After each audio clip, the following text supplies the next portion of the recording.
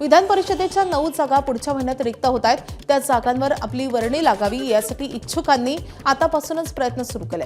उद्धव ठाकरे जर लढतील तर आम्हाला काही हरकत नाही, ते जर लढत नसतील तर ती जागा धनगर समाजाच्या नेत्याला द्यावी अशी मागणी विदर्भ धनगर समाज परिषदेने घेतली आहे। त्या जागेवर अमरावती येथील धनगर समाजाचे नेते दिलीप एडतकर यांच्या नावाचा विचार उद्धव ठाकरे यांनी करावा अशी मागणी विदर्भ धनगर परिषदेच्या वतीने करण्यात आली आहे। धनगर समाज परिषदेने निर्णय घेतला तुम्हाला उमेदवारी द्यावी का, असा निर्णय? राजकीय सत्ता संधी धनगर समाजाला नाही। आता आज एकच जागा महाविकास आघाडीकडे आहे आणि तीही शिवसेना उभाटाकडे देण्यात आल्याचे कळतं।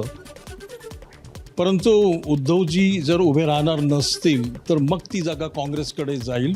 इतिहासात जर आपण गेलो तर 1990ला बाळासाहेब ठाकरेंनी माझ्या वडिलांना म्हणजे लक्ष्मणराव एडतकरांना विधान परिषदेची उमेदवारी जाहीर केली होती।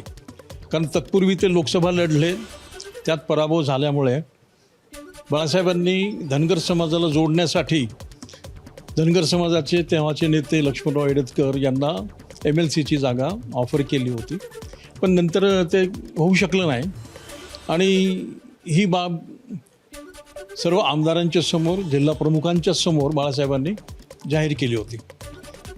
त्यामुळे बाळासाहेबांनी माझ्या वडिलांना म्हणजे लक्ष्मणराव एडतकरांना दिलेलं वचन आता उद्धवजी ठाकरे यांनी पाळावं आणि धनगर समाजाला विदर्भात न्याय द्यावा, विधान परिषदेची उमेदवारी द्यावी आणि लक्ष्मणराव एडतकरांना दिलेलं वचन त्यांच्याकडे कॅरी फॉरवर्ड झालं असल्यामुळे त्यांनी ते पाळावं।